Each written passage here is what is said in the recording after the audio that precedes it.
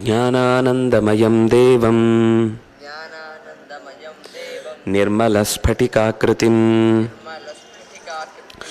ಆಧಾರಂ ಸರ್ವವಿದ್ಯಾನಾಂ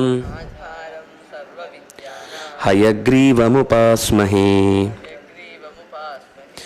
ಬ್ರಹ್ಮಸ್ವರೂಪಾ ಪರಮಾ ಜ್ಯೋತಿರೂಪಾ ಸನಾತನೀ ಸರ್ವವಿದ್ಯಾಧಿದೇವೀಯಾ ತಸ್ಯೈ ವಾಚೇ ನಮೋ ನಮಃ. ಅತಃ ಪೂರ್ಣಂ ಜಗತ್ಪ್ರಾಣಾನ್ ಸಂಸ್ಕೃತಂ ಸಂಸ್ಕೃತಿಂ ಗುರುಂ ಕೃಷಿಕಂ ಸೈನಿಕಂ ಗಾಂಚ ವಂದೇ ಭಾರತ ಮಾತರಂ. 283 ಶ್ಲೋಕಗಳಾಯಿತು ಗೀತೆಯಲ್ಲಿ ಒಟ್ಟು. ಅಂದರೆ 6ನೇ ಅಧ್ಯಾಯ ಮುಗುವಾಗ 280 ಮುಗಿದಿತ್ತು. ಈಗ 7ನೇ ಅಧ್ಯಾಯದಲ್ಲಿ 3 ಶ್ಲೋಕಗಳನ್ನು ನಾವು ಮುಗಿಸಿದ್ವಿ. ಅದರಲ್ಲಿ ಭಗವಂತನೇ ಆದೇಶ ಕೊಟ್ಟು ಹೇಳಿದ್ದು, ನಾನೇ ನಿನಗೆ ಸಾಮಾನ್ಯ ಮತ್ತು ವಿಶೇಷ ಜ್ಞಾನಂ ತೇಹಂ ಸವಿಜ್ಞಾನಂ ಇದಂ ವಕ್ಷ್ಯಾಮಿ ಅಶೇಷತಃ. ಜ್ಞಾನ ಮತ್ತು ವಿಜ್ಞಾನದೊಂದಿಗೆ ಕೂಡಿದ ಸಂಗತಿಯನ್ನು ನಾನು ನಿನಗೆ ಉಪದೇಶಿಸ್ತೇನೆ. ಯಾವುದನ್ನು ತಿಳಿದರೆ ಸಾಧನೆಯ ಮಾರ್ಗಕ್ಕೆ, ತಿಳಿಯುವುದು ಎಷ್ಟು ತಿಳಿದ್ರೂ ಮುಗಿಯುವುದಿಲ್ಲ. ಶ್ರೋತವ್ಯಾನಿ ರಾಜೇಂದ್ರ ನೃಣಾಂ ಸಂತಿ ಸಹಸ್ರಶಃ ಅಂತ ಶುಕಾಚಾರ್ಯರೇ ಹೇಳುವಂಥದ್ದು. ಎಷ್ಟು ಕೇಳಿ ಎಷ್ಟು ಜನ್ಮ ಬಂದರೂ ಅವನಿಗೆ ಕೇಳಿ ಮುಗಿಯುವುದು ಅಂತಿಲ್ಲ. ಆದರೆ ಕೇಳಲೇಬೇಕಾದ್ದು ಅದು ಬೇಕಾದಷ್ಟಿದೆ. ಆದರೆ ತನಗೆ ಸಾಧನೆಗೆ ಕೇಳಬೇಕಾದದ್ದು ಯಾವುದಿದೆಯೋ ಅದನ್ನು ಅವನು ಹೇಳಿ ಅಂತ ಆಮೇಲೆ ಪರೀಕ್ಷಿತ್ ರಾಜ ಕೇಳ್ತಾನೆ. ಹಾಗೆ ಇವನು ಹೇಳ್ತಾನೆ, ಯಜ್ಞಾತ್ವ ನ ಇಹ ಭೂಯ ಅನ್ಯತ್. ಯಾವುದನ್ನು ತಿಳಿದ್ರೆ ಇನ್ನು ಇದಕ್ಕಿಂತ ಹೆಚ್ಚಿನದ್ದನ್ನು ತಿಳಿಬೇಕಿದ್ದದ್ದು, ಏನೋ ಮುಖ್ಯವಾದ ವಿಷಯ ಇಂಪಾರ್ಟೆಂಟ್ ಆದದ್ದು ಮಿಸ್ ಆಯಿತು, ಇಲ್ಲ, ಅಂಥದ್ದನ್ನು ನಾನು ನಿನಗೆ ಹೇಳ್ತೇನೆ. ಯಾಕೆಂದರೆ ನಮಗೊಂದು ಪ್ರಶ್ನೆ ಬರುತ್ತೆ. ಏನು ಅಂದರೆ, ಮನುಷ್ಯಾಣಾಂ ಸಹಸ್ರೇಶು ಕಶ್ಚಿದ್ಯತತಿ ಸಿದ್ಧಯೇ ಯತತಾಮಪಿ ಸಿದ್ಧಾನಾಂ ಕಶ್ಚಿನ್ಮಾಂ ವೇತ್ತಿ ತತ್ವತಃ ಅಂತ. ಏನು ಅಂದರೆ, ಈಗ ಸಾವಿರಾರು ಲಕ್ಷ ಜನ ಪ್ರಯತ್ನ ಪಡ್ತಾರೆ, ಅಥವಾ ಲಕ್ಷ ಜನಕ್ಕೆ ಗೊತ್ತೇ ಇಲ್ಲ ಇಂಥದ್ದೊಂದಿದೆ ಅಂತ. ನಾನು ಲಕ್ಷ ಅಂತ ಸುಮ್ಮನೆ ಒಂದು ನಮ್ಮ ಲಕ್ಷ್ಯಕ್ಕೋಸ್ಕರ ಹೇಳಿದ್ದು. ಎಷ್ಟೋ ಜನಕ್ಕೆ ಗೊತ್ತೇ ಇಲ್ಲ. ಗೊತ್ತಿದ್ದವರಿಗೆ ಇದರಲ್ಲಿ ಹೆಚ್ಚು ಬೆಳಿಬೇಕು ಅನ್ನೋದು ಆಸಕ್ತಿ ಬರುವುದಿಲ್ಲ. ಆಸಕ್ತಿ ಎಲ್ಲೋ ಒಂಚೂರು ಏನೋ ಸಮಾಧಾನ ಸಿಗುತ್ತೆ ಅಂತ ಅಂದುಕೊಂಡವರು ಇದರಲ್ಲಿ ಬಂದರೂ ಕೂಡ ಇದರಲ್ಲಿ ಆಳ ಕೀಳಿಲಿಕ್ಕೆ ಇಷ್ಟಪಡೋದಿಲ್ಲ. ಕೆಲವೊಂದು ಚೂರು ತಿಳ್ಕೊಂಡ ಮೇಲೆ ಏನಾದರೂ ಇದರ ಕೇಳಿದ್ದು ಪ್ರಯತ್ನದಿಂದ ಮುಂದುವರಿಬೇಕಲ್ವ. ಹಾಗೆ ಪ್ರಯತ್ನಿಸುವವರು ಬಹಳ ಕಮ್ಮಿ ಜನ. ಹಾಗೆ ಪ್ರಯತ್ನಿಸುವವರಲ್ಲಿ ಉಳ್ಕೊಳ್ಳೋರು ಬಹಳ ಕಮ್ಮಿ ಜನ. ಇಲ್ಲಿಂದ ಮುಂದಿದ್ದು ಕೃಷ್ಣ ಹೇಳಿದ್ದು, ಮನುಷ್ಯಾಣಾಂ ಸಹಸ್ರೇಶು ಕಶ್ಚಿತ್ ಯತತಿ ಸಿದ್ಧೈ. ಗಂಭೀರವಾಗಿ ಅದನ್ನು ಜೀವನದಲ್ಲಿ ಇದನ್ನು ಪಡೀಲೇಬೇಕು ಅಂತ ಹಠಕ್ಕೆ ಬಿದ್ದು ಮುಂದುವರಿಯುವವನು ಮತ್ತೆ ಯಾರೋ ಒಬ್ಬ, ಯತತಿ ಕಶ್ಚಿತ್, ಒಬ್ಬ ಅಂತ. ಯತತಾಮಪಿ ಸಿದ್ಧಾನಾಂ, ಸರಿ, ಒಬ್ಬ ಗಾಢವಾಗಿ ಪ್ರಯತ್ನಿಸಿದ, ಅವನಿಗೆ ಅನೇಕ ಸಿದ್ಧಿಗಳು ಉಂಟಾದವು, ಸಿದ್ಧನಾಗಿ ಬಿಟ್ಟ. ಏನಾಗುತ್ತೆ ಅಂದರೆ ಮಧ್ಯದಲ್ಲೇ ಇಲ್ಲಿ ಉದುರು ಬಿಡ್ತಾರೆ. ಸಿದ್ಧ ಆಗುವುದು ಅಂದರೆ ಅವನಿಗೆ ಪರೀಕ್ಷೆಯಲ್ಲಿ, ಬೇರೆ ಹೊರಗಿನ ಪರೀಕ್ಷೆಗಳಲ್ಲಿ ಚೆನ್ನಾಗಿ ಮಾರ್ಕ್ಸ್ ಬಂದ್ಬಿಡುತ್ತೆ. ಸಂಸ್ಕೃತ ಓದಿದ್ರಿಂದಾಗಿ ಅವನಿಗೆ ಬೇರೆ ಬೇರೆ ಥರದ ಸ್ಕಿಲ್ಗಳು ಸಿಗ್ತವೆ. ಸಂಸ್ಕೃತ ಕಲಿಯೋದ್ರಿಂದ ನಿಮಗೆ ಗೊತ್ತಿಲ್ಲದೇ ಸಾವಿರಾರು ಸ್ಕಿಲ್ಗಳು ನಮ್ಮೊಳಗೆ ಬೆಳೆಯುತ್ತೆ. ಏನು ಅಂದರೆ, ಸಂಸ್ಕೃತ ಚೆನ್ನಾಗಿ ಕಲ್ತಾಗ ಏನಾಗುತ್ತೆ ಅಂದರೆ, ಕೆಲವರು ಬೇಕಾದರೆ ಗಮನಿಸಿ, ಅವರು ಇಷ್ಟೇ ವಿಷಯ ಹೇಳಲಿಕ್ಕಿರುತ್ತೆ, ಅದನ್ನು ಇಷ್ಟು ಉದ್ದ ಎಳೆದು ಹೇಳ್ತಾ ಇರ್ತಾರೆ. ಅವರಿಗೆ ಪಾಪ ಅದರ ಬಗ್ಗೆ ಗಮನ ಇದ್ದು ಹೇಳೋದಲ್ಲ, ಅವರಿಗೆ ಹೇಳಲಿಕ್ಕೆ ಬರೋದೇ ಹಾಗೆ, ನಾನು ಇದನ್ನು ಮಿಸ್ ಮಾಡಿದ್ನ ಏನೋ ಅಂತ ಮತ್ತೆ ಮೊದಲಿಂದ ಅಲ್ಲಿ ತನಕ ಹೇಳ್ತಾರೆ.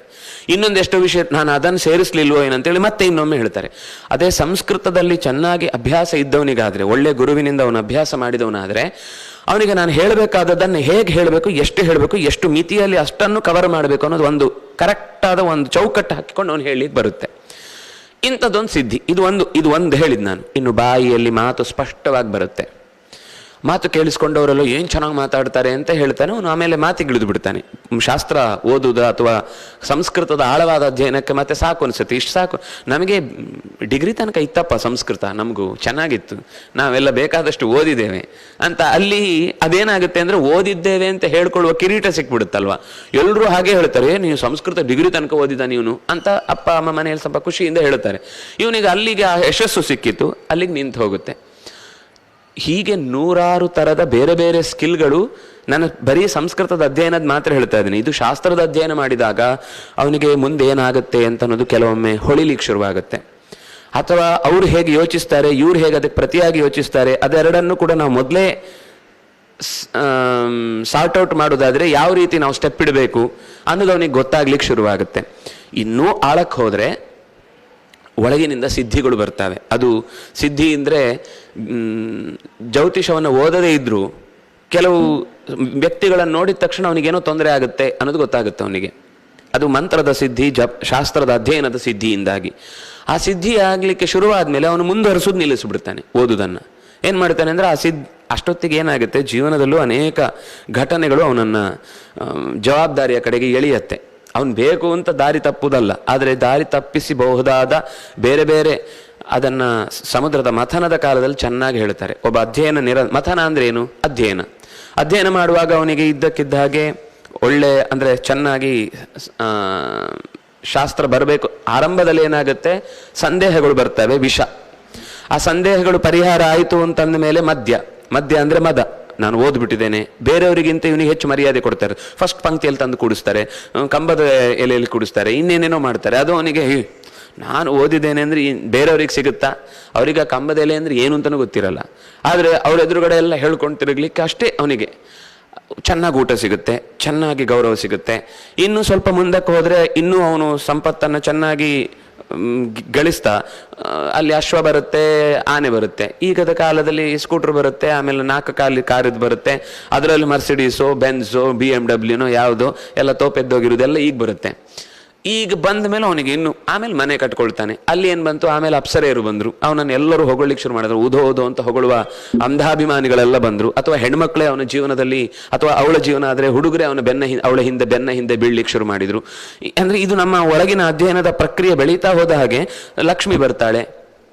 ನಾರಾಯಣನಿಗೆ ಸೇರಿದರೆ ಆಮೇಲೆ ಅಮೃತ ಬರುತ್ತೆ. ನಮ್ಮ ಲಕ್ಷ್ಮಿ ಸಾಮಾನ್ಯ ನಾರಾಯಣನಿಗೆ ಸೇರೋದಕ್ಕಿಂತ ಮುಂಚೆನೇ ಎಲ್ಲ ಬಂದು ದೈತ್ಯರ ಅಪಹಾರ ಮಾಡ್ಕೊಂಡು ಓಡೋಗ್ಬಿಡ್ತಾರೆ. ಅಮೃತ ಅಂತೂ ಸಿಗುತ್ತೆ ಸಾಧ್ಯವೇ ಇಲ್ಲ. ಇದು ನಮ್ಮ ಸ್ಥಿತಿಯನ್ನು ಈ ಪದ್ಯದಲ್ಲಿ ಅಂದರೆ ಹಿಂದೆ ಕಶ್ಚಿದ್ ಯತತಿ ಸಿದ್ಧಯೇ ಯತತಾಮಪಿ ಸಿದ್ಧಾನಾಂ ಕಶ್ಚಿನ್ ಮಾಂ ವೇತ್ತಿ ತತ್ವತಃ, ನನ್ನನ್ನು ಪಡೆಯುವುದು ಬಹಳ ಅಪರೂಪ ಕಂಜನ. ಇಲ್ಲಿ ನೀನೊಂದು ಪ್ರಶ್ನೆ ಮಾಡಿದಿ, ಏನು ಅಂದರೆ ಹೆದರಿಸಿದ್ದ ಕೃಷ್ಣ ಇದು ಅಂದರೆ ಎಷ್ಟೋ ಜನ ಪ್ರಯತ್ನ ಮಾಡುವವರಲ್ಲಿ ಒಬ್ಬ ಪ್ರಯತ್ನ ಮಾಡುವವನು ಸಿದ್ಧ ಆಗ್ತಾನೆ. ಸಿದ್ಧಿಯನ್ನು ಪಡೆದ ಅನೇಕ ಸಿದ್ಧರಲ್ಲಿ ಒಬ್ಬ ನನ್ನನ್ನು ಸರಿಯಾಗಿ ತಿಳಿತಾನೆ ಅಂತ. ಇದು ನಮಗೆ ಎಚ್ಚರಿಕೆ ಕೊಟ್ಟದ್ದು, ಹೆದರಿಸಿದ್ದಲ್ಲ. ಲೋಕದಲ್ಲಿರುವ ರೀತಿ ಹಾಗೆ ವ್ಯವಸ್ಥೆ. ನಾವು ಗಮನಿಸಬೇಕಾದದ್ದೇನಿದೆ ಅಂದರೆ ಸಿದ್ಧಿಗಳು ದಾರಿ ತಪ್ಪಿಸ್ತಾವೆ ಅಂತ ಅನ್ನೋದು ಒಂದು. ಎರಡನೇದ್ದು, ಸಿದ್ಧರಾದ ಮೇಲೆ ಮುಂದಿದ್ದೆಲ್ಲ ಯಾಕೆ ಬೇಕು? ಜೀವನದ ಅಗತ್ಯಗಳು ಪೂರೈಸಿದ ಮೇಲೆ ಮುಂದೆ ಯಾಕೆ ಓದಬೇಕು? ನಮಗೆ ಸಂಸ್ಕೃತ ಹೊಟ್ಟೆ ತುಂಬಿಸ್ಲಿಕ್ಕೆ ಬೇಕು ಅಂತ ಯೋಚನೆ ಮಾಡುವನು ಹೊಟ್ಟೆ ತುಂಬಿಸಿಕೊಂಡೆ. ಆಚಾರ್ಯರ ಜೀವನ ಚರಿತ್ರೆಯಲ್ಲಿ ಒಂದು ಕಥೆ ಬರುತ್ತಲ್ಲ, ಒಬ್ಬ ಶಂಖವನ್ನು ಒಬ್ಬ ಪುಡಿ ಮಾಡ್ತಾನೆ. ಪುಡಿ ಮಾಡಿ ಅವನು ಅದನ್ನು ಪೇಂಟ್ ಹಾಕ್ಲಿಕ್ಕೆ ಉಪಯೋಗಿಸ್ತಾನೆ. ಮೊದಲೊಮ್ಮೆ ಅದು ಪುಡಿ ಆಗಲಿಲ್ಲ ಅಂದ ತಕ್ಷಣ ಬಿಟ್ಟು ಹೋಗ್ತಾನೆ ಅವನೊಬ್ಬ ದಡ್ಡ. ಇನ್ನೊಬ್ಬ ಹಠ ಹಿಡಿದು ಪುಡಿ ಮಾಡಿ ಪೇಂಟ್ ಮಾಡ್ತಾನೆ. ಇನ್ನೊಬ್ಬ ಇದನ್ನು ಮಾರಿದರೆ ತುಂಬ ದುಡ್ಡು ಸಿಗುತ್ತೆ ಅಂತ ಮಾರಾಟ ಮಾಡ್ತಾನೆ. ಬಲಮುರಿ ಶಂಖ. ಅದರ ಬೆಲೆ ಗೊತ್ತಿದ್ದವನು ಅವನವನ ಮಟ್ಟಕ್ಕೆ ಯೋಚನೆ ಮಾಡ್ತಾನೆ. ಬೆಲೆ ಗೊತ್ತಿಲ್ಲದವನು ಅದು ತುಂಡಾಗುದಿಲ್ಲ, ಸರಿಯಾಗುದಿಲ್ಲ, ಅದ್ಯಾಕೋ ಅಂತೇಳಿ ದೂರಕ್ಕೆ ಹೋಗ್ತಾನೆ. ಇನ್ನೊಬ್ಬದನ್ನು ಚೆನ್ನಾಗಿ ಹಠ ಹಿಡಿದು ಪುಡಿ ಮಾಡಿ ಪೇಂಟ್ ಮಾಡ್ತಾನೆ. ಸುಣ್ಣ ಆಗತ್ತದು. ಇನ್ನೊಬ್ಬ ಮಾರಾಟ ಮಾಡಿದ್ರೆ ಸಿಕ್ಕಾಪಟ್ಟೆ ದುಡ್ಡು ಬರುತ್ತೆ ಅಂತ ಗೊತ್ತಾಗಿ ಅವನು ಮಾರಾಟ ಮಾಡಿಬಿಡ್ತಾನೆ. ಇನ್ನೊಬ್ಬ ಏನು ಮಾಡ್ತಾನೆ ಅಂದರೆ ಅದನ್ನು ತಂದು, ಬಲಮುರಿ ಶಂಖ ಅಂದರೆ ತುಂಬ ಅದಕ್ಕೆ ದೈವ ಸನ್ನಿಧಾನ ಇರುತ್ತೆ, ಭಗವಂತನ ಪ್ರತಿಮೆಗಳ ಜೊತೆಗೆ ಇಟ್ಟರೆ ಅದು ಇಡೀ ಮನೆಗೆ ಶ್ರೇಯಸ್ಸು, ಅಂದರೆ ಇಡೀ ಕುಲಕ್ಕೆ ಶ್ರೇಯಸ್ಸು ಅಂತ ಭಾವಿಸಿ ಅದನ್ನು ಪೂಜಿಸ್ತಾನೆ. ಇವರೆಲ್ಲರೂ ಏನೆಲ್ಲ ಗಳಿಸ್ತಾರೋ ಅದರ 100 ಪಟ್ಟು, 1000 ಪಟ್ಟು, 1,00,000 ಪಟ್ಟು ಹೆಚ್ಚು ಸಂಪಾದನೆಯ ಜೊತೆಗೇನೆ ಅವನು ಶಾಸ್ತ್ರೀಯವಾದಂತಹ ಅನುಷ್ಠಾನವನ್ನು ಏನು ಮಾಡ್ತಾನೋ ಅದಕ್ಕೆ ಪೂರ್ತಿ ಸಿದ್ಧಿಗಳು ಒದಗುವುದು ಶುರುವಾಗುತ್ತೆ. ಇದು ಒಂದೇ ಶಂಖವನ್ನು 4 ಜನ ಉಪಯೋಗಿಸಿದ ರೀತಿ. ಹಾಗೆ ಶಾಸ್ತ್ರವನ್ನು ಉಪಯೋಗಿಸುವ ರೀತಿ ಈಗ SSLCಯಲ್ಲೋ PUCಯಲ್ಲೋ ಡಿಗ್ರಿಯಲ್ಲೋ ಸೇರಿಕೊಳ್ಳುವವರು ಒಂದೊಂದು ಕ್ಲಾಸ್ನಲ್ಲಿ 100-120 ಜನ ಇರ್ತಾರೆ. ಆದರೆ ಆಮೇಲೆ PhD ಮಾಡೋರು ಎಷ್ಟು ಜನ? 120 ಜನ ಮಾಡ್ತಾರ? 12 ಜನ ಮಾಡಿದರೆ ಅದೊಂದು ದೊಡ್ಡ ಸಾಹಸ. ಆಮೇಲೆ 4 ಜನನೋ 3 ಜನನೋ ಉಳ್ಕೊಳ್ತಾರೆ. ಆ PhD ಹೋಲ್ಡರು ಕೂಡ ಡಾಕ್ಟರು ಅಂತ ಬೋರ್ಡ್ ಹಾಕೊಂಡು ತಿರುಗ್ತಾರೆ ಹೊರತು ಮುಂದೆ ದೊಡ್ಡ ಅಧಿಕಾರವನ್ನು ಅಥವಾ ಸಮಾಜಕ್ಕೆ ಉಪಯೋಗವಾಗುವ ಕೆಲಸ ಮಾಡೋರು ಮತ್ತೆ ಅದರಲ್ಲಿ 3 ಜನನೇ 100 ಜನರಲ್ಲಿ. ಅಂಥ ವಿಷಯವನ್ನ ಕೃಷ್ಣ ಇಲ್ಲಿ ನಮ್ಗೆ ಎಚ್ಚರಿಸ್ಲಿಕ್ಕೆ ಹೇಳಿದ್ದು. ನಾವು ಅಂಥವ್ರಾಗಿ ಜಾರಿ ಬೀಳೋರಾಗಬಾರ್ದು. ಕಶ್ಚಿದ್ಯತತೆ ಸಿದ್ಧ ಉಂಟಲ್ವಾ, ಅಲ್ಲಿಗೆ ನಾವು ಟಾರ್ಗೆಟ್ ಆಗಬೇಕು. ಸಿದ್ಧ ಆಯಿತು ಅಂದ ತಕ್ಷಣ ಜಾರಿ ಬೀಳಬಾರ್ದು. ಯತತಾಮಪಿ ಸಿದ್ಧಾನಾಂ, ಸಿದ್ಧಿಯನ್ನ ಅನೇಕ ಜನ ಪಡೀತಾರೆ, ಆ ಸಿದ್ಧಿಯ ಬೆನ್ನ ಹಿಂದೆ ಬೀಳಬೇಡ. ಸಿದ್ಧಿಗಿಂತ ಬೇಕಾದದ್ದು ಲೋಕದಲ್ಲಿ ನಮಗೊಂದು ಭ್ರಮೆ ಇದೆ. ಏನು ಅಂದರೆ, ಏನಾದರೂ ಮ್ಯಾಜಿಕ್ ಮಾಡಿ ತೋರಿಸಿದ ತಕ್ಷಣ ಅವರು ತುಂಬ ದೊಡ್ಡವರು ಅಂತ. ಅಂದರೆ ಮ್ಯಾಜಿಕ್ ಅಂದರೆ ಕೇವಲ ನಾನು ಈ ಮೆಜಿಷಿಯನ್ ಬಗ್ಗೆ ಹೇಳ್ತಿಲ್ಲ, ಅವ್ರ ಬಗ್ಗೆ ನಮಗೊಂದು ಎಚ್ಚರ ಇರುತ್ತೆ, ಅವ್ರೇನೋ ಕಣ್ಕಟ್ಟು ಮಾಡ್ತಾರೆ ಅಂತ. ಅದು ಬಿಟ್ಟು ಲೋಕದಲ್ಲಿ ಬೇಕಾದಷ್ಟು ಜನ ನಿನಗೆ ಜ್ವರ ಇಲ್ಲ ಹೋಗು, ನಿನಗೆ ಹಾಗಾಗುತ್ತೆ ಹೀಗಾಗುತ್ತೆ ಅಂತ ಹೇಳಿದ ತಕ್ಷಣ ಒಂದು 4 ಜನಕ್ಕೆ ಅವರ ಭ್ರಮೆಯ ಜೊತೆಗೆ ಒಂದಿಷ್ಟು ಕೆಲಸನೂ ಆಗುತ್ತೆ. ಅಥವಾ ನಿಜವಾಗಿ ಅವರು ತಪಸ್ಸಿನ ಬಲದಿಂದಲೇ ಆಗ್ಬೋದು, ನಾನು ಅದು ಇಲ್ಲ ಅಂತ ಹೇಳ್ತಿಲ್ಲ. ಆದರೆ ಅದೇ ವಿದ್ಯೆಯ ಸಿದ್ಧಿ ಅಲ್ಲ. ಅದು ವಿದ್ಯೆಯನ್ನು ಡೈವರ್ಟ್ ಮಾಡುವುದಕ್ಕೆ ಬೇಕಾದ ತಡೆ, ಅದು ವಿಘ್ನ. ಅದು ನಿಜವಾಗಿ ಆ ವಿಘ್ನವನ್ನು ಅವನು ಸದುಪಯೋಗ ಪಡಿಸಿಕೊಂಡು 4 ಜನಕ್ಕೆ ಉಪಯೋಗ ಆಗುವ ಹಾಗೆ ಮಾಡಿ ಅದನ್ನೂ ಭಗವಂತನ ಪೂಜೆ ಅಂತ ಇನ್ನೂ ನಾನು ಮುಂದೆ ಸಾಗುವುದಕ್ಕಿದೆ ಅಂತ ಯೋಚಿಸಿದರೆ ಅವನು ತತ್ವತಃ ಮಾಂ ವೇತ್ತಿ, ಅವನು ನಿಜವಾಗಿ ನನ್ನನ್ನು ತಿಳ್ಕೊಳ್ತಾನೆ. ನಾವೇನು ಅನ್ಕೊಳ್ತೇವೆ ಅಂದರೆ, ಸ್ವಲ್ಪ ಏನಾದರೂ ನಮ್ಮ ಜೀವನದಲ್ಲಿ ಅನುಕೂಲ ಆಗುವಂಥ ಏನಾದರೂ ಒಂದಿಷ್ಟು ಅನುಕೂಲವನ್ನು ಮಾಡಿಕೊಟ್ರೆ, ಅಥವಾ ಏನಾದರೂ ನಮಗೆ ಬೇಕು ಅಂತ ಬಯಸಿದ್ದನ್ನು ಒದಗಿಸಿಕೊಟ್ರೆ ಅವರು ತತ್ವಜ್ಞಾನಿಗಳು ಅಂತ ಅಂದ್ಕೊಂಡು ಬಿಡ್ತೇವೆ ನಾವು. ಚೆನ್ನಾಗಿ ಮಾತಾಡೋರು, ಅವರಿಗೊಂದೊಂದು ಸಿದ್ಧಿ ಇರುತ್ತೆ. 100 ಜನರನ್ನು 1000 ಜನರನ್ನು 1,00,000 ಜನರನ್ನು ಮೆಸ್ಮರೈಸ್ ಮಾಡಿ ದೊಡ್ಡ ಗೋಪುರಗಳನ್ನು ಕಟ್ಟಿಕೊಂಡು ಸಿಕ್ಕಾಪಟ್ಟೆ ಆಶ್ರಮಗಳನ್ನೆಲ್ಲ ಸಿದ್ಧಿ ಮಾಡಿಕೊಂಡು 10 ದೇಶಗಳಲ್ಲಿ 100 ದೇಶಗಳಲ್ಲಿ ತಮ್ಮ ಸೆಂಟರ್ಗಳನ್ನು ಇಡ್ತಾರೆ. ನಾವು ಅಂದ್ಕೊಂಡು ಬಿಡ್ತೇವೆ ಅವರು ತತ್ವಜ್ಞಾನಿಗಳು ಅಂತ. ಅವರು ಹೀಲರ್ ಆಗಿರ್ಬೋದು, ನಿಮ್ಮ ಒತ್ತಡವನ್ನು ತೆಗೆಯೋರಾಗಿರಬಹುದು, ಹೊರತು ಭಗವಂತನನ್ನು ತಿಳಿದವರಲ್ಲ. ಭಗವಂತನನ್ನು ತಿಳಿದವರಾದರೆ ಅವರಲ್ಲೂ ಯಾರೋ ಒಬ್ಬ ತಿಳಿದವನು ಇರ್ಬೋದು, ಇಲ್ಲ ಅಂತ ಹೇಳಲ್ಲ. ಆದರೆ ಹಾಗೆ ತಿಳಿದವರು ನಿಜವಾಗಿಯೂ ಕೂಡ ತಮ್ಮ ಮುಖವನ್ನು ಮುಚ್ಚಿಕೊಳ್ತಾರೆ. ಇದನ್ನು ಹೆಚ್ಚು ಹೆಚ್ಚು ನಾನು ಸಮಾಜಕ್ಕೆ ಕೊಡಬೇಕು ಅಂತ ಅನ್ನುವ ಪ್ರಯತ್ನದಲ್ಲಿ ಜಾರುವ ಪ್ರಸಂಗಗಳು ಜಾಸ್ತಿ ಇರ್ತವೆ. ಅದರಿಂದಾಗಿ ಅಂದರೆ ಆಜ್ಞೆ ಇದ್ದು ಕೊಡುವುದು ಬೇರೆ, ಅವನಿಗೊಂದು ಸೂಚನೆ ಸಿಗುತ್ತೆ, ಇಂಥದ್ದನ್ನು ಮಾಡು, ಹೀಗೆ ಮಾಡು, ಇವರಿಗೆ ಉಪಕಾರ ಮಾಡು ಅಂತ. ಅದು ಬಿಟ್ಟು ಅದನ್ನೇ ಬಿಸ್ನೆಸ್ ಆಗಿ ಬದಲಾಯಿಸಿಕೊಂಡ್ರೆ ಅವನು ಖಂಡಿತ ತತ್ವಜ್ಞಾನಿ ಆಗೋದು ಸಾಧ್ಯ ಇಲ್ಲ. ಕೈ ಹೀಗೆ ಜಾಡಿಸಿ ಒಂದಿಷ್ಟು ಪುಡಿ ತೆಗೆದು ಕೊಟ್ಟು ಬಿಟ್ಟ ಅಂದರೆ ನಾವು ಅವನೆಲ್ಲ ಸಿದ್ಧಿ ಇದೆ ಅಂತ ಒಪ್ಕೊಳ್ಳೋಣ. ಆದರೆ ಅವನು ನತು ಮಾಂ ತತ್ವತಃ ವೇತ್ತಿ, ಅವನು ತತ್ವತಃ ಶಾಸ್ತ್ರೀಯವಾಗಿ ನನ್ನನ್ನು ತಿಳಿದಿದ್ದಾನೆ ಅಂತ ಅರ್ಥ ಅಲ್ಲ. ಫಲವತ್ವಂ ನಚಾಸ್ಮಾಭಿ ಪ್ರಾಮಾಣ್ಯಮಿತಿ ಗೀಯತೆ ಅಂತ ಒಂದು ಮಾತು ಆಚಾರ್ಯರು ಅನುವ್ಯಾಖ್ಯಾನದಲ್ಲಿ ಹೇಳುವ ಮಾತು. ಅವರು ತೋರಿಸುವ ಸಿದ್ಧಿಗಳನ್ನು ನಂಬಿಕೊಂಡು ನೀವು ಅವರು ತತ್ವಜ್ಞಾನಿಗಳು ಅಂತ ತಿಳ್ಕೊಳ್ಬೇಡಿ. ತತ್ವಜ್ಞಾನ ಇದ್ದವನು ಸಿದ್ಧಿಯನ್ನು ತೋರದೆಯೂ ಬದುಕಬಲ್ಲ. ತತ್ವಜ್ಞಾನ ಸಿದ್ಧಿ ಇದ್ದವರೆಲ್ಲ ತತ್ವಜ್ಞಾನಿಗಳಲ್ಲ. ತತ್ವಜ್ಞಾನಿಗಳು ಎಲ್ಲ ಕಡೆಯಲ್ಲಿ ಸಿದ್ಧಿ ತೋರಬೇಕಿಲ್ಲ. ಈ ಎಚ್ಚರ ನಮಗೆ ಬೇಕು ಅಂತ ಕೃಷ್ಣ. ಇದು ತುಂಬ ಮುಖ್ಯವಾದ ವಿಜ್ಞಾನ. ಇದು ಸಾಮಾನ್ಯ ಜ್ಞಾನ ಅಲ್ಲ, ಇದು ವಿಜ್ಞಾನದ ಮಹಾವಿಜ್ಞಾನ. ಇಲ್ಲೇ ನಾವೆಲ್ಲರೂ ಸೋಲುವಂಥದ್ದು. ಎಷ್ಟೋ ಸರ್ತಿ ತಕ್ಷಣ ಅವರಿಗೊಂದು ಚೂರು ಮುಂದಿದ್ದೇನೋ ಜ್ಯೋತಿಷದ ಬಲದಿಂದೋ ಮಂತ್ರದ ಬಲದಿಂದಲೋ ಸಿದ್ಧಿ ಆದ ತಕ್ಷಣ ಅವ್ರು ಏನು ಹೇಳಿದ್ರು ಅದು ಸರಿ. ಹೌದು, ಅವರು ನಮ್ಗೆ ಈಗ ಲೋಕಕ್ಕೆ ಹೇಳಿದ್ರಲ್ಲಿ ಏನು ಹೇಳಿದ್ರು ಸರಿ. ಆದರೆ ಭಗವಂತನ ತತ್ವಜ್ಞಾನ ಅವನಿಗೆ ಸರಿಯಾಗಿ ಗೊತ್ತಿದೆ ಅಂತ ನಾವು ನಿಶ್ಚಯ ಮಾಡ್ಲಿಕ್ಕೆ ಬರುವುದಿಲ್ಲ.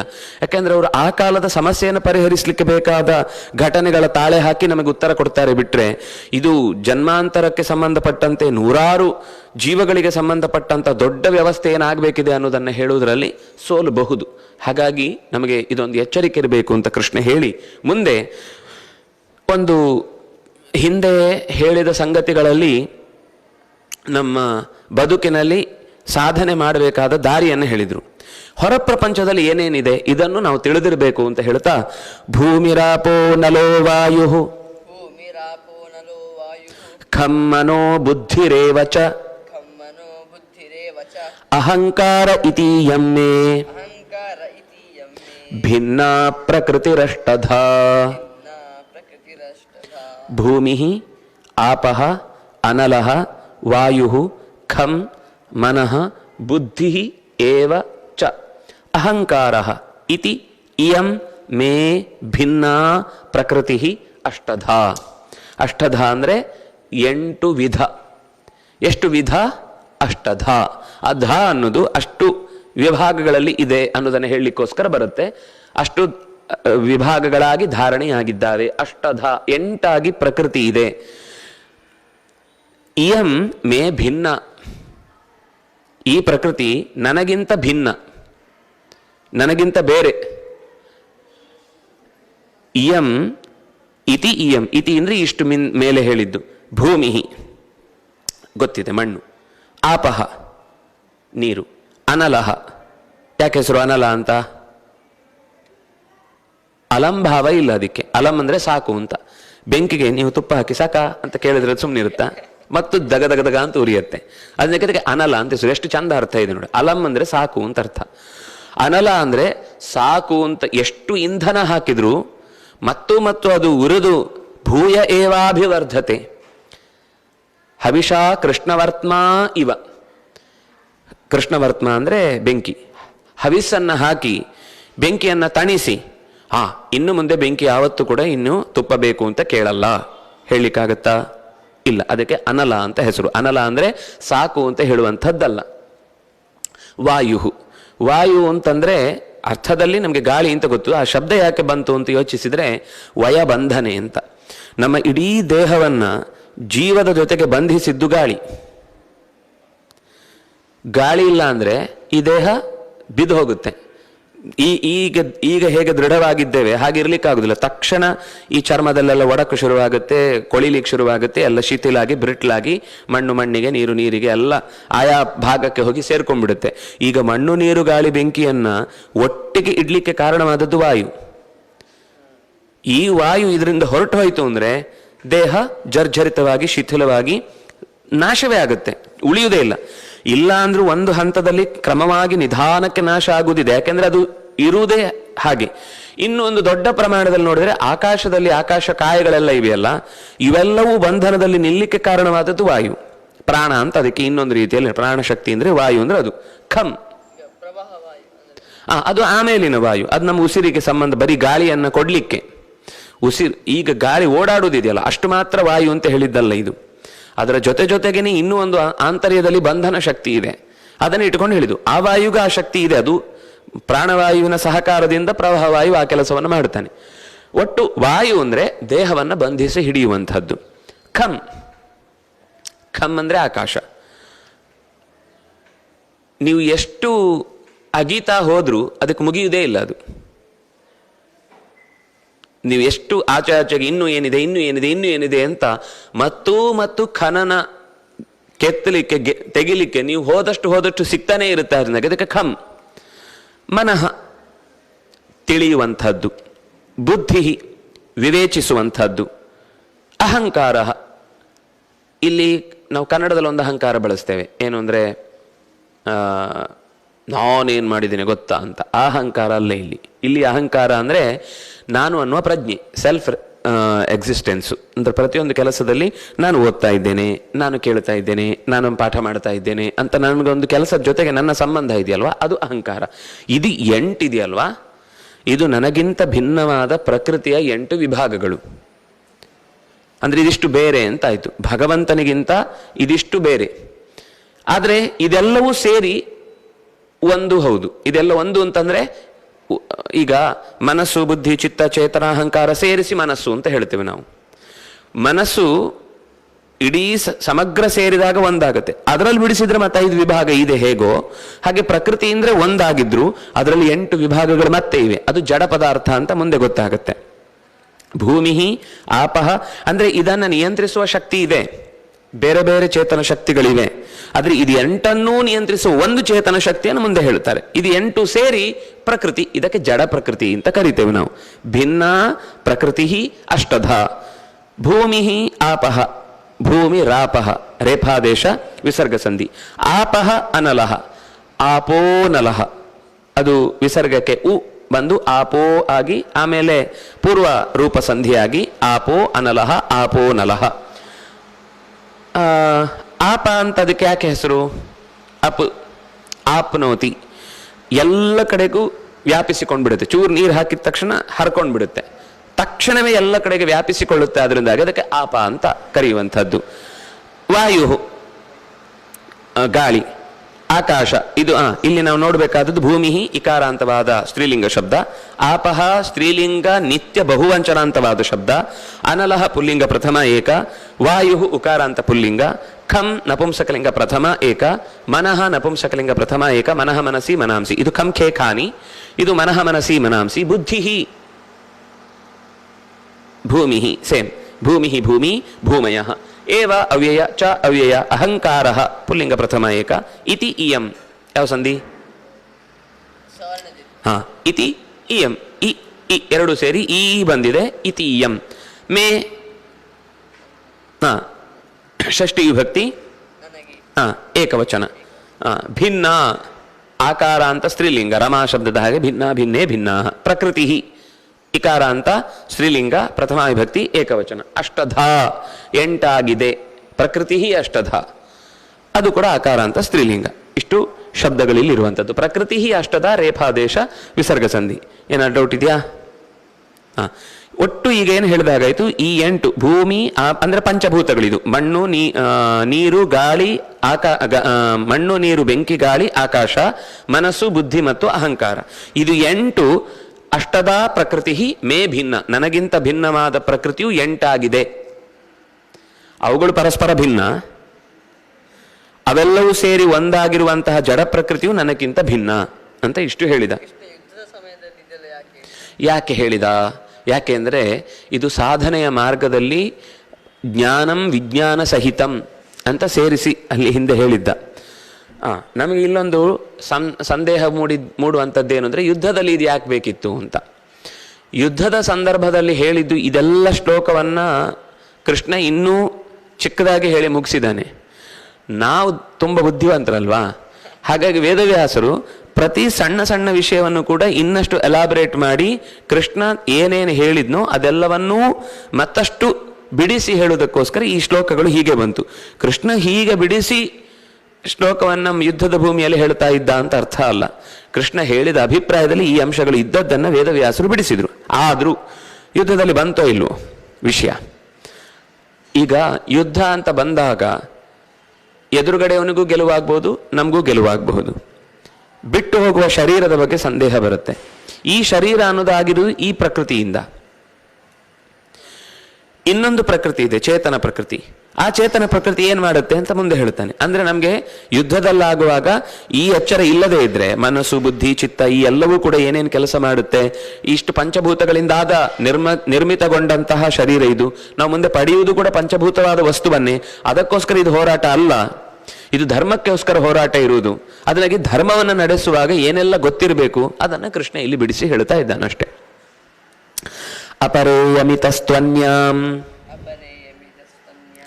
ಪ್ರಕೃತಿಂ ವಿದ್ಧಿ ಮೇ ಪರಾಂ ಜೀವಭೂತಾಂ ಮಹಾಬಾಹೋ ಯಯೇದಂ ಧಾರ್ಯತೆ ಜಗತ್ ಅಪರಾ ಇಯಂ ಇತಃ ತು ಅನ್ಯಾಂ ಪ್ರಕೃತಿಂ ವಿದ್ಧಿ ಮೇ ಪರಾಂ ಜೀವಭೂತಾಂ ಮಹಾಬಾಹೋ ಯಯಾ ಇದಂ ಧಾರ್ಯತೆ ಜಗತ್ ಈ ಹಿಂದೆ ಹೇಳಿದ್ರಲ್ವಾ ಪ್ರಕೃತಿ ಇದು ಅಪರಾ ಇಯಂ ಅಪರ ಅಂದರೆ ಪರ ಅಂದರೆ ಶ್ರೇಷ್ಠ ಅಂತ ಅಪರ ಅಂದರೆ ಕನಿಷ್ಠ ಅಂತ ಅರ್ಥ ಅಪರ ಅಂದರೆ ಇದು ಕನಿಷ್ಠ ಪ್ರಕೃತಿ ಕನಿಷ್ಠ ಪ್ರಕೃತಿನ ಕೆಟ್ಟದು ಅಂತ ಅರ್ಥ ಅಲ್ಲ ಈ ಸಂಸ್ಕೃತದಲ್ಲಿ ನಾಟಕಗಳಲ್ಲಿ ಹೇಳುವಾಗ ಇದು ನೀಚ ಪಾತ್ರ ಅಂತ ಹೇಳ್ತಾರೆ ನೀಚ ಪಾತ್ರ ಅಂದರೆ ಕೆಟ್ಟ ಪಾತ್ರ ಅಂತ ಅರ್ಥ ಅಲ್ಲ ಇಡೀ ನಾಟಕದಲ್ಲಿ 2 ಡೈಲಾಗ್ ಇರುತ್ತೆ ಅಥವಾ ಇನ್ನು ಒಂದೇ ಇರುತ್ತೆ ಭಾಗೋ ಅಂತ ಹೇಳೋದು ಮಾತ್ರ ಇರುತ್ತೆ ಒಬ್ಬನಿಗೆ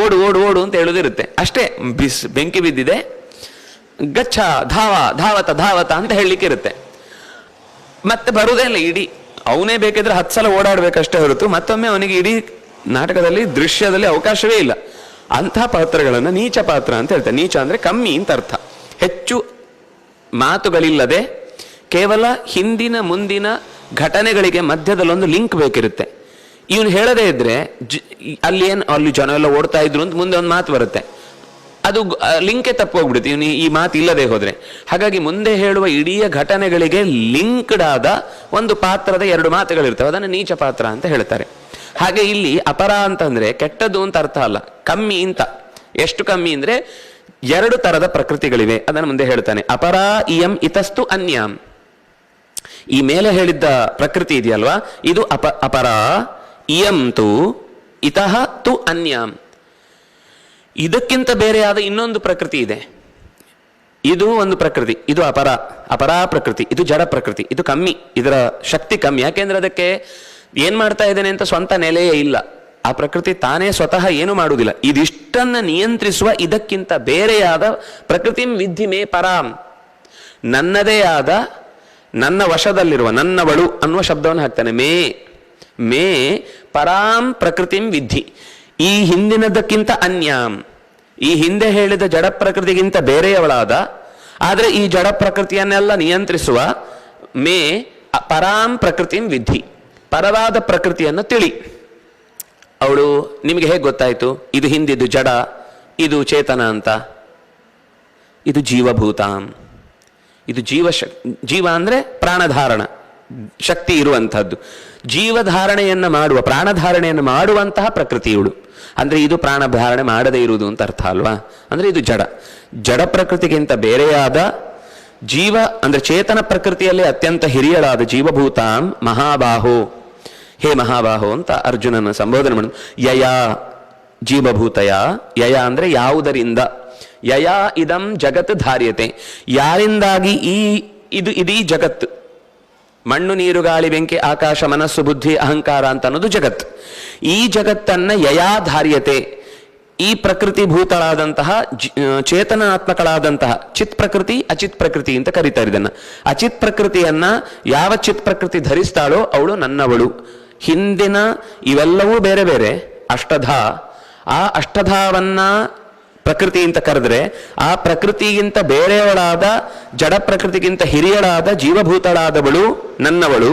ಅಂತಹ ನನ್ನವಳು ಏನ್ ಮಾಡ್ತಾ ಇದ್ದಾಳೆ ಅಂದ್ರೆ ಇಡೀ ಜಗತ್ತು ಯಯಾ ಇದಂ ಧಾರ್ಯತೆ, ಅವಳು ಈ ಇಡೀ ಜಗತ್ತನ್ನ ನಿಯಂತ್ರಿಸ್ತಾ ಇದ್ದಾಳೆ. ಜಗತ್ತಿದೆ, ಜಗತ್ತು 8 ಜಡ ಪ್ರಕೃತಿಯಿಂದ ವಿಭಾಗಗೊಂಡಿದೆ. ಆ ಜಗತ್ತಿಗಿಂತ ಬೇರೆಯವಳಾದ ಪ್ರಕೃತಿಯಿಂದ ಚೇತನ ಪ್ರಕೃತಿ ಒಬ್ಬಳಿದ್ದಾಳೆ. ಆ ಚೇತನ ಪ್ರಕೃತಿಯವಳು ನನ್ನವಳಾಗಿದ್ದಾಳೆ. ಯಾರವಳು ಅಂತಂದ್ರೆ ಈ ಇಡೀ ಜಗತ್ತನ್ನ ಹಿಂದೆ ಹೇಳಿದ ಜಡ ಪ್ರಕೃತಿಯನ್ನು ನಿಯಂತ್ರಿಸುವವಳು ಅಂತ ಇಷ್ಟು ವಿಷಯವನ್ನ ಕೃಷ್ಣ ಇಲ್ಲಿ ಹೇಳ್ತಾ ಇದ್ದಾನೆ.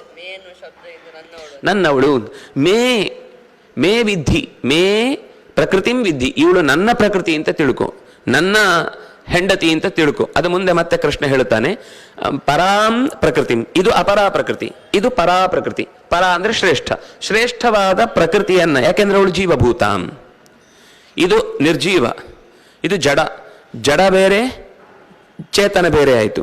ಆ ಜಡದಲ್ಲೂ ಬೇರೆ ಇದೆ ಅನ್ನೋದಕ್ಕೋಸ್ಕರ 8 ಹೇಳಿದ್ದು. ಇಲ್ಲಾಂದ್ರೆ ಇದೆಲ್ಲವನ್ನು ಸೇರಿ ಒಂದು ಜಗತ್ ಅಂತ ಹೇಳಿದ್ರೆ ಸಾಕಿತ್ತು. ಆ ಜಗತ್ತು ಅಂತ ಹೇಳಿದ್ರೆ ಅದನ್ನು 8 ವಿಭಾಗ ಮಾಡಿ ಹೇಳ್ತಾ ಅದರ ಪ್ರತಿಯೊಂದರ ಕಾರ್ಯಭಾರ ಬೇರೆ ಇದೆ. ಯಾವುದು ಒಂದೇ ಆಗಿರುತ್ತೋ, ಒಂದೇ ಆದದ್ದು ಒಂದರಲ್ಲೇ 10 ಗುಣ ಇರ್ಬೋದು. ಆ ಒಂದೇ ಆದದ್ದು ಇಷ್ಟು ವಿಭಾಗಗೊಂಡು ಒಂದೊಂದರಿಂದ ಒಂದೊಂದು ಗುಣಗಳನ್ನ ನಾವು ಅನುಭವಿಸ್ತಾ ಇರ್ತೇವಲ್ವಾ, ಅದರಿಂದ ಅದಷ್ಟು ಬೇರೆಯಾಗಿ ಇತಿ ಇಯಂ ಆ ಪ್ರಕೃತಿ ಭಿನ್ನ, ಪರಸ್ಪರ ಭಿನ್ನವಾದಗಳು 8 ವಿಭಾಗವಾಗಿ ಇದೆ. ಈ 8 ವಿಭಾಗಗೊಂಡಂತಹ ಪ್ರಕೃತಿಗಿಂತ ಅನ್ಯಳಾದಂತಹ ಚೇತನ ಪ್ರಕೃತಿಯಾದವಳು ನನ್ನವಳು, ಅವಳು ಈ ಇಡೀ ಜಗತ್ತನ್ನ ಧಾರಣೆ ಮಾಡ್ತಾ ಇದ್ದಾಳೆ ಅಂತ ಕೃಷ್ಣ ಇಲ್ಲಿ ನಮಗೆ ತಿಳಿಯಲೇಬೇಕಾದ ಬಹಳ ಮುಖ್ಯವಾದ ಸಂಗತಿಯನ್ನ ಹೇಳಿದ. ಅಪರ ಆಕಾರ ಅಂತ ಸ್ತ್ರೀಲಿಂಗ ಪ್ರಥಮ ವಿಭಕ್ತಿ ಏಕವಚನ. ಇಯಂ ಹಿಂದೆ ಬಂತು, ಸ್ತ್ರೀಲಿಂಗದಲ್ಲಿ ಪ್ರಥಮ ವಿಭಕ್ತಿ ಏಕವಚನ, ಪುಲ್ಲಿಂಗದಲ್ಲಿ ಅಯಂ, ಸ್ತ್ರೀಲಿಂಗದಲ್ಲಿ ಇಯಂ, ನಪುಂಸಕಲಿಂಗದಲ್ಲಿ ಇದಂ. ಇತಃ ಅವ್ಯಯ, ತು ಅವ್ಯಯ, ಅನ್ಯಾಂ. ಇತಃ ಅಂದ್ರೆ ಇದಕ್ಕಿಂತ, ಹಿಂದೆ ಹೇಳಿದ ಅಪರಾಕ್ಕಿಂತ ಅನ್ಯಾಂ ಪ್ರಕೃತಿ. ಇತಸ್ತತಃ ಧಾವತಿ, ಇಲ್ಲಿಂದ ಅಲ್ಲಿಗೆ ಹೋಗ್ತಾನೆ, ಈಚೆಯಿಂದ ಆಚೆಗೆ ಹೋಗ್ತಾನೆ ಅಂತ ಹೇಳುವಾಗ ಇತಃ ತು ಅನ್ಯಾಂ. ಇಲ್ಲಿ ಅಪರಾ ಇಯಂ ಅಪರೇಯಂ ಯಾವ ಸಂಧಿ? ಗುಣ. ಯಾಕಂದ್ರೆ ಅ ಇ ಸೇರಿ ಗಣ ಈಶ, ಗಣೇಶ, ಮಹಾ ಈಶ, ಮಹೇಶ, ಏ ಬಂತು, ಅದರಿಂದಾಗಿ ಅಪರೇ ಅಂತ ಆಯ್ತು. ಅಪರೇಯಂ ಇತಸ್ತ್ವನ್ಯಾಂ, ಇತಸ್ತು ಅನ್ಯಾಂ. ಇತಃ ತು ಇತಸ್ತು ಸಕಾರಾದೇಶ ವಿಸರ್ಗ, ಇತಸ್ತು ಅನ್ಯಾಂ ಇತಸ್ತ್ವನ್ಯಾಂ ಎಣ್ ಸಂಧಿ. ಪ್ರಕೃತಿಂ ಇಕಾರ ಅಂತ ದ್ವಿತೀಯ ವಿಭಕ್ತಿ ಏಕವಚನ ಹಿಂದೆ ಬಂತು, ಇಲ್ಲಿ ಪ್ರಕೃತಿ ಅಂತ ಬಂತು, ಅದರದ್ದೇ ದ್ವಿತೀಯ ವಿಭಕ್ತಿ ಪ್ರಕೃತಿಂ. ಪರಾಂ ಅದು ಸೇಮ್. ವಿದ್ಧಿ ತಿಳಿ, ಲೋಟ್ ತಿಳಿ ಅಂತ ಆದೇಶ ಮಾಡ್ತಾ ಇರೋದು. ಅಂದ್ರೆ ಲೋಟ್ ಪ್ರಯೋಗ ಮಾಡಿದರೆ ಇದು ಸತ್ಯ ಸುಮ್ಮನೆ ನಾನು ನಿನಗೆ ಈ ಕಡೆಯಿಂದ ಕಿವಿಯಿಂದ ಕೇಳಿ ಈ ಕಡೆಯಿಂದ ಬಿಡು ಅಂತ ಹೇಳಿದ್ರು. ಇದನ್ನು ಸರಿಯಾಗಿ ನೆನ್ಪಿಟ್ಕೋ. ನಾವು ಹೇಳುವಾಗ ಮಕ್ಕಳಿಗೆ ಜೋರು ಮಾಡುವಾಗ ಅಧ್ಯಾಪಕರು ಹೇಳ್ತಾರೆ, ಕೇಳೋ ಪಾಠ. ಕೇಳ್ತಾ ಇದ್ದೇನೆ ಸ್ವಾಮಿ, ಕಿವಿಗೆ ಬೀಳ್ತಾ ಇದೆ. ಹಾಗಲ್ವೋ, ಅರ್ಥ ಆಗುವಾಗ ಕೇಳು. ನಾನು ಹೇಳಿದ ಮೇಲೆ ಆಮೇಲೆ ನಿಮ್ಗೆ ವಾಪಸ್ ಕೇಳ್ತೇನೆ. ಏನು ಇಷ್ಟೊತ್ತು ಕೇಳಿದ್ದು? ಹಾಗಾದರೆ ಅವನು ಉತ್ತರ ಕೊಡಲಿಲ್ಲ ಅಂದರೆ ಆಗ ಮತ್ತೆ ಬೈತಾರೆ. ಇಲ್ಲ, ನನಗೆಲ್ಲ ಕಿವಿಯಲ್ಲಿ ಕೇಳಿದೆ. ಹಾಗಾದರೆ ಹೇಳಿಲ್ಲ ಯಾಕೆ? ಹಾಗಾದರೆ ಕೇಳುವಂಥ ಆದೇಶವೇ ಸರಿಯಾಗಿ ಅರ್ಥ ಆಗುವ ಹಾಗೆ ಕೇಳು ಅಂತಾನೆ ತಾನೆ. ಈಗ ಮತ್ತೆ ವಾಪಸ್ ಕೇಳೋದು, ಗುರುಗಳ ಹತ್ರ ವಾಪಸ್ ಕೇಳ್ತಾನೆ, ಸ್ವಾಮಿ ಅದು ಏನು ಹೇಳಿ ಅಂತ. ಗುರುಗಳ ಹತ್ರ ಮತ್ತೆ ಕೇಳಿದ್ ಯಾಕೆ ಅಂದ್ರೆ ನಂಗೆ ಅರ್ಥ ಆಗ್ಲಿಲ್ಲ ಹೇಳಿ ಅನ್ನೋದಕ್ಕೋಸ್ಕರ. ಹಾಗಾದ್ರೆ ಕೇಳುವುದು ಅಂದ್ರೆ ಅರ್ಥ ಆಗುವಾಗೆ ಕೇಳುವುದೇ. ಅದೇ ರೀತಿ ವಿಧಿ, ತಿಳ್ಕೋ, ತಿಳಿಯು. ಮೇ ಪರಾಂ ಪ್ರಕೃತಿ. ಮೇ ಅನ್ನೋದು ಹಿಂದೆ ಬಂತು, ಷಷ್ಠಿ ವಿಭಕ್ತಿ ಏಕವಚನ. ಪರಾಂ ಪ್ರಕೃತಿಂ ಎರಡೂ ಕೂಡ ದ್ವಿತೀಯ ವಿಭಕ್ತಿ ಏಕವಚನ. ಜೀವಭೂತಾಂ ಸೇಮ್ ಆಕಾರ ಅಂತ ಸ್ತ್ರೀಲಿಂಗ. ಮಹಾಬಾಹೋ ಸಂಬೋಧನೆ ಅರ್ಜುನನಿಗೆ, ಉದ್ದವಾದ ದೀರ್ಘವಾದ ಕೈಯುಳ್ಳವನು. ಯಯಾ ಇದಂ. ಯಯಾ ಇದಂ ಯಾವ ಸಂಧಿ? ಗುಣಸಂಧಿ. ಅಪರಾ ಇಯಂ ಯಯಾ ಇದಂ. ಚೂರು ಅಕ್ಷರ ವ್ಯತ್ಯಾಸ ಅಷ್ಟೇ. ಯಯಾ ಆಕಾರ, ಈ ಇಕಾರ. ಯಯಾ ಏದಂ. ಧಾರ್ಯತೆ ಲಟ್ ಪ್ರಥಮ ಏಕ. ಜಗತ್. ಜಗತ್ ಅನ್ನೋದು ಇಲ್ಲಿ ಬಂದದ್ದು ನಪುಂಸಕಲಿಂಗದಲ್ಲಿದೆ ಶಬ್ದ ಜಗತ್. ಯಾಕಂದ್ರೆ ಇದಿಷ್ಟು ಸೇರಿಯಾದ ಜಗತ್ತು ಅಂತ, ಜಡ ಆದ್ರಿಂದಾಗಿ ಇಲ್ಲಿ ಬಳಸಿದ್ದು ಯಯಾ ಇದಂ ಜಗತ್. ಈ ಜಗತ್ತು ಹೀಗೆ ಯಾರಿಂದ ನಿಗ್ರಹಕ್ಕೆ ಒಳಗಾಗಿದೆಯೋ, ಯಾರಿಂದ ರಕ್ಷಣೆಗೊಳಗಾಗಿದೆಯೋ, ಯಾರು ಅದನ್ನು ಧಾರಣೆ ಮಾಡ್ತಾ ಇದ್ದಾರೋ ಅಂಥವಳು ನನ್ನವಳು, ಅವಳು ನನ್ನವಳು. ಮುಂದೇನು ಅಂತ ಮತ್ತೆ ಹೇಳ್ತಾನೆ. ಪರೋಪಕಾರಿ ಸಮೋ ಭವೇತ್ ಅಂತ ಒಂದು ಕಾಂಚನ ಕಥಾಂ ಶೃಣುಮಃ. ಕಷ್ಟನ ಆಸೀತ್ ಶ್ರೀರಾಮಃ ಇತಿ. ಸಹ ಪರೋಪಕಾರಿ ಆಸೀತ್. ಸರ್ವೇಷಾಂ ಜನಾನಾಂ ಕೃತೆ ಸಹ ಸರ್ವದಾ ಉಪಕರೋತಿ ಸ್ಮ. ಕದಾಚಿತ್ ಪ್ರವಾಹಃ ಆಯಾತಃ. ಪ್ರವಾಹಃ ಜ್ಞಾಯತೆ. ನದಿ ಅಧಿಕಂ ಪ್ರವಹತಿ, ಅತಃ ಪಾರ್ಶ್ವೇ ತೀರೆ ತಟೆ ವಿದ್ಯಮಾನಾನಾಂ ಜನಾನಾಂ ಗೃಹಾಣಿ ಗತಾನಿ. ವೃಕ್ಷಾಃ ಅಪಿ ಗತಾಃ, ತರುಣಿ ಕಿಂ ತರವಃ ಅಪಿ ಗತಾಃ, ಏವಮೇವ ಜನಾನಾಂ ಗೃಹಾಣಿ ಅಪಿ ಗತಾನಿ. ಸಹ ಕಿಂ ಅಕರೋತ್? ಯೇಷಾಂ ಗೃಹಂ ನ ನಷ್ಟಂ, ಯೇಷಾಂ ಸ್ಥಿತಿಃ ಸುಸ್ಥಿತಿಃ ಅಸ್ತಿ, ತೇಷಾಂ ಸಮೀಪೆ ಗತ್ವಾ ತೇಷಾಂ ಗೃಹಂ ನಾಸ್ತಿ, ಕಿಂಚಿತ್ ಧನಂ ದೇಹಿ ಇತಿ ಕೃತ್ವಾ ಸರ್ವೇಷಾಂ ಗೃಹಂ ಗತ್ವಾ ಆಹಾರಾರ್ಥಂ ಗೃಹ ಪುನಃ ನಿರ್ಮಾಣಾರ್ಥಂ ಅಯಾಚತ. ಜನಾಃ ಸರ್ವೇ ದದ್ಯುಃ, ಸರ್ವೇ ಅದುಃ, ತಸ್ಮೈ ದದುಃ, ಧನಂ ದದುಃ. ಸಹ ಸ್ವೀಕೃತ್ಯ ಗೃಹ ನಿರ್ಮಾಣಂ ಕೃತ್ವಾ ತೇಷಾಂ ಅನ್ನಪಾನಾದಿ ವ್ಯವಸ್ಥಾಂ ಕೃತ್ವಾ ಪ್ರತಿದಿನಂ ಸಹ ಏವಮೇವ ಅಕರೋತ್. ಬಹುಜನಾನಾಂ ಸಹಕಾರಃ ಆಸೀತ್, ಸೋಪಿ ನೇತಾ ಭೂತ್ವಾ ಏತತ್ ಕರ್ಮ ಅಕರೋತ್. ತಸ್ಮಿನ್ ಗೃಹೇ ಅನೇಕೆ ಶ್ರೀಮಂತಃ ಆಸನ್. ಶ್ರೀಮಾನ್ ಶ್ರೀಮಂತೌ ಶ್ರೀಮಂತಃ, ಶ್ರೀಮಂತಃ ಶ್ರೀಮಂತೌ ಶ್ರೀಮಂತಃ ಇತಿ ನ ಭವತಿ. ಶ್ರೀಮಾನ್ ಆಸೀತ್, ಅನೇಕೆ ಶ್ರೀಮಂತಃ ಆಸನ್, ತತ್ರ ಏಕಃ ಶ್ರೀಮಾನ್ ಆಸೀತ್ ಧನವಾನ್, ಸಹ ಹರಿಲಾಲಃ ಇತಿ.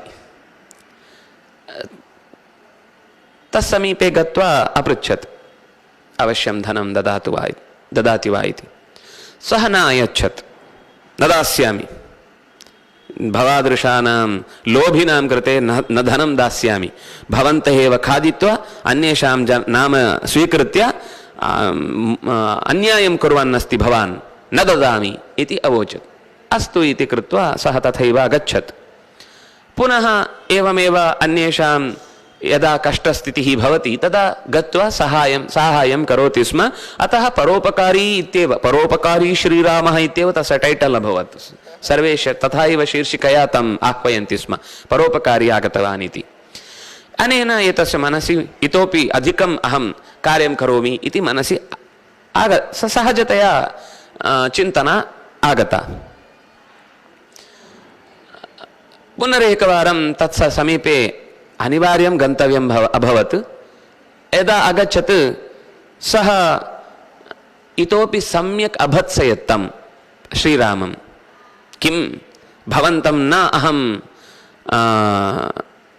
मनसि करोमि, मम मनसि भवतः नाम एव न कदापि ग्रहीतुमिच्छामि। यतोहि भवत्सदृशाः मायिनः जनानां धनं स्वीकृत्य स्वलाभाय परोपकारस्य नाम स्वीकृत्य खादन्ति भवन्तः, न भवादृशान् अहम् इच्छामि इति पुनः भत्सयति, दुःखं जायते। अनेकेषां जनानां सविधे अपि एवमेव अवदत् सः।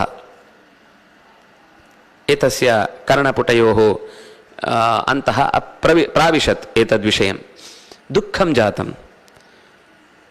तस्य कथमपि अहं प्रतीकारं कुर्याम् इति मनसि आसीत्, परन्तु सः श्रीमान् किमपि कर्तुं न शक्नोमि इति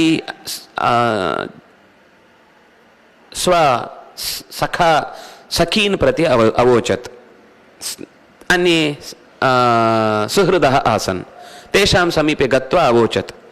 ते इतोपि तस्मै अनुकूलम् एव वचः अवदन्। एवं भत्सनं कृतेपि ಅವರೆಲ್ಲ ನಿನಗೆ ಬೈದ್ರು, भवान् उपकारं कुर्वन्नेव अस्ति। कीदृशः भवान्, भवतः विषये इतोपि अभिमानम् अधिकं जातम् अस्माकम् इति सर्वेपि तस्य विषये भत्सनम् एषः किम् अकरोत्, तं भत्सयित्वा तस्य उपरि किमपि प्रतीकारं कर्तव्यं मया इति विचिन्त्य तेषां साहाय्यं याचितुम् अगच्छत्। परन्तु ते भवन्तं दृष्ट्वा इतोपि अभिमानम् अधिकं जातं। यतोहि सः तादृशं वचः वक्ति चेदपि भवान् न मनसि कृत्वा इतः परं न अहं परोपकारं कुर्याम् इति न त्यागं कृतवान् कार्यस्य। अतः भवान् श्रेष्ठः, ज्येष्ठः, गरिष्ठः इति सर्वे तमेव पुनः प्रशंसनं कृत्वा,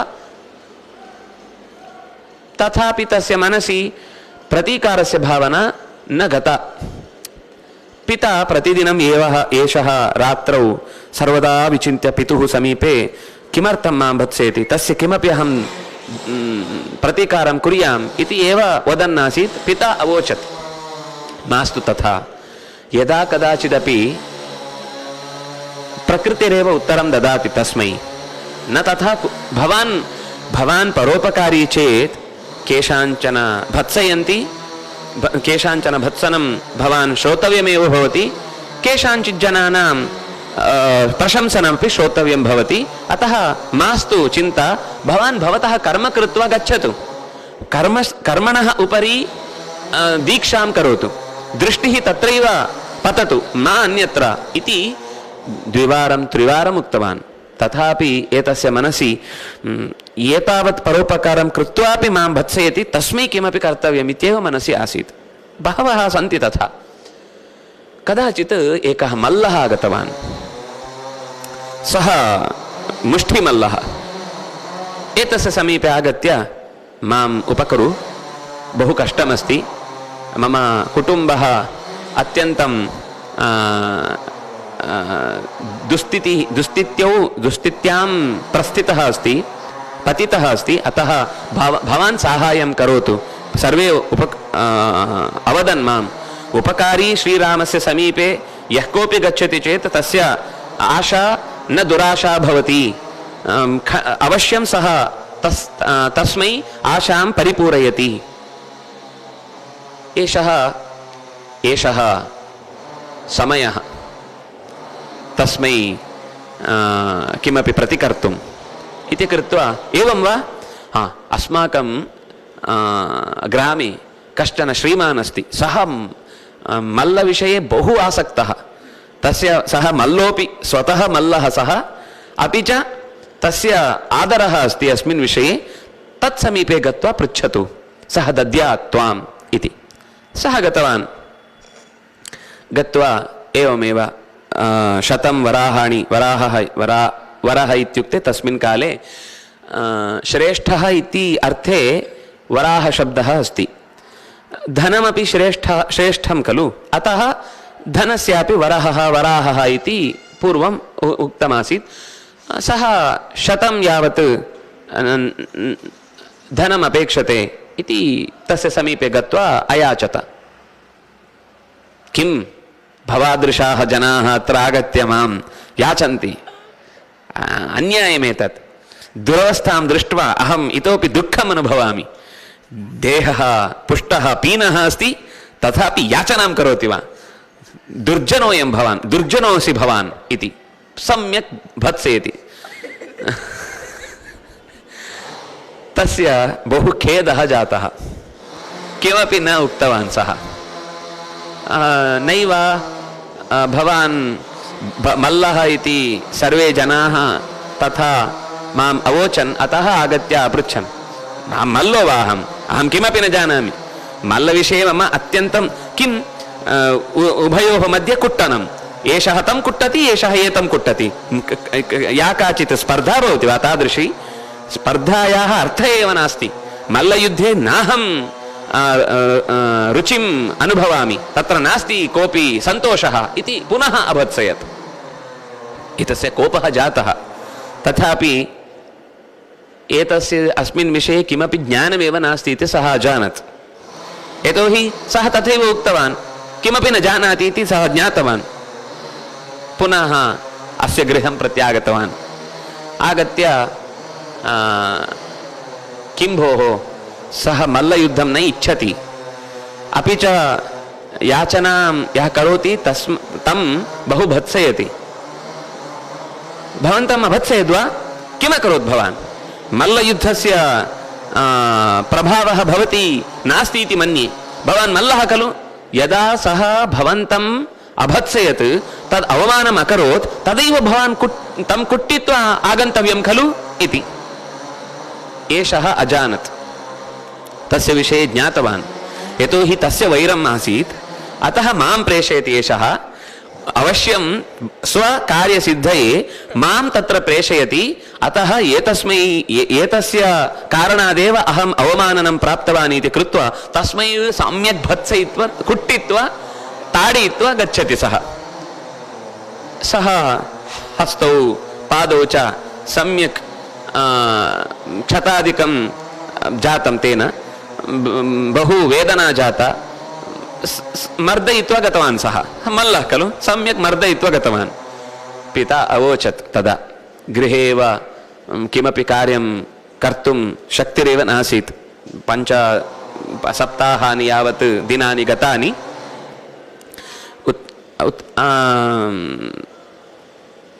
यदा किञ्चित् कार्यं कर्तुं गृहात् बहिः गन्तुं मनः अकरोत् तदा पिता अवोचत् यस्य कस्य समीपेपि वयं मम अवमाननं मा स्यात् सर्वदा सम्मानमेव भवेत् इति परोपकारं न कर्तव्यं परोपकारस्य कारणम् इदं भवति तस्मै उपकर्तव्यम् इत्येव मे आशा अस्ति तं करोमि अन्यः कश्चित् मां भत्सयेत् ताडयेत् वा तस्य विषये दुःखं यदा प्राप्नोति सः परोपकारं कर्तुमेव न अर्हः परोपकारसमये मामपि सः उपकरोतु इति किमर्थम् आशा भवति सुखदुःखयोः समः यः भवति स एव परोपकारी भवेत् तादृशाः भवन्त्येव समाजे जनमध्ये लोके तावत् भत्सनं ये कुर्वन्ति तेपि भवन्ति प्रशंसनं कुर्वन्ति तेपि भवन्ति उभयोः मध्ये भवतः कर्तव्यमेव परमम् इति कृत्वा यदा कार्यं करोति तदैव भवान्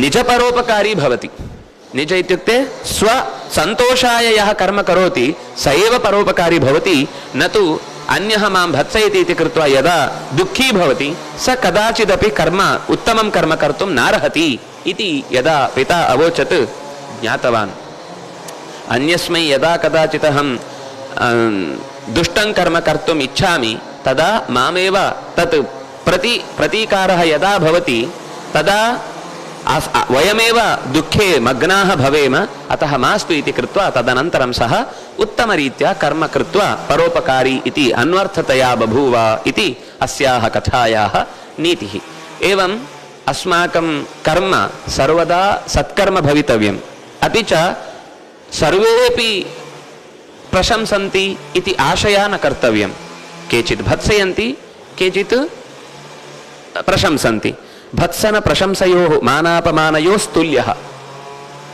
तुल्यो मित्रारि पक्षयोः मित्राणि अपि भवन्ति शत्रवः अपि भवन्ति तयोः मध्ये अस्माकं कर्म एव परमम् इति विचिन्त्य कर्मकरणे कृष्णोऽपि तुष्यति इति कृत्वा समापयामः. प्रश्नः अस्ति वा?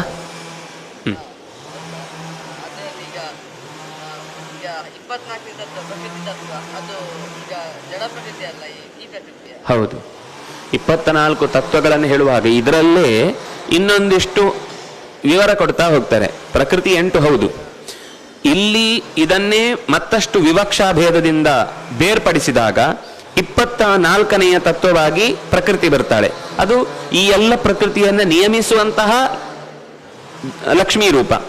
25ನೇವನು ಭಗವಂತ ಅಂತ ಅಲ್ಲಿ ತತ್ವ ಸಂಖ್ಯಾನ ಅಥವಾ ಸಾಂಖ್ಯಯೋಗವನ್ನು ಹೇಳುವಾಗ ಬರುವಂತಹ ವಿಷಯ. ಸರ್ವೇ ಭವಂತು ಸುಖಿನಃ ಸರ್ವೇ ಸಂತು ನಿರಾಮಯಾಃ ಸರ್ವೇ ಭದ್ರಾಣಿ ಪಶ್ಯಂತು ಮಾ ಕಶ್ಚಿತ್ ದುಃಖ ಭಾಗ್ ಭವೇತ್. ಕಾಯೇನ ವಾಚಾ ಮನಸೇಂದ್ರಿಯೈರ್ವಾ ಬುದ್ಧ್ಯಾತ್ಮನಾ ವಾ ಅನುಸೃತ ಸ್ವಭಾವಃ ಕರೋಮಿ ಯದ್ಯತ್ ಸಕಲಂ ಪರಸ್ಮೈ ನಾರಾಯಣಾಯೇತಿ ಸಮರ್ಪಯಾಮಿ. ಅಚ್ಯುತಾನಂತ ಗೋವಿಂದ ನಾಮೋಚ್ಚಾರಣ ಭೀಷಿತಾಃ ನಶ್ಯಂತಿ ಸಕಲಾರೋಗಾಃ ಸತ್ಯಂ ಸತ್ಯಂ ವದಾಮ್ಯಹಂ. ಅಚ್ಯುತಾನಂತ ಗೋವಿಂದ ಸ್ಮೃತಿ ಮಾತ್ರಾರ್ತಿನಾಶನ ರೋಗಾನ್ಮೇ ನಾಶಯಾಶೇಷಾನಾಶು ಧನ್ವಂತರೇ ಹರೇ.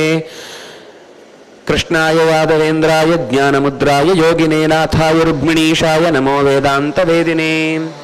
ಶ್ರೀಕೃಷ್ಣಾಯ ನಮಃ ಶ್ರೀಕೃಷ್ಣಾಯ ನಮಃ ಶ್ರೀಕೃಷ್ಣಾಯ ನಮಃ ಶ್ರೀಕೃಷ್ಣಾಯ ನಮಃ ಶ್ರೀಕೃಷ್ಣಾಯ ನಮಃ ಶ್ರೀಕೃಷ್ಣಾಯ ನಮಃ ಶ್ರೀಕೃಷ್ಣಾಯ ನಮಃ ಶ್ರೀಕೃಷ್ಣಾಯ ನಮಃ ಶ್ರೀಕೃಷ್ಣಾಯ ನಮಃ ಶ್ರೀಕೃಷ್ಣಾಯ ನಮಃ ಶ್ರೀಕೃಷ್ಣಾಯ ನಮಃ ಶ್ರೀಕೃಷ್ಣಾಯ ನಮಃ ಶ್ರೀಕೃಷ್ಣಾರ್ಪಣಮಸ್ತು.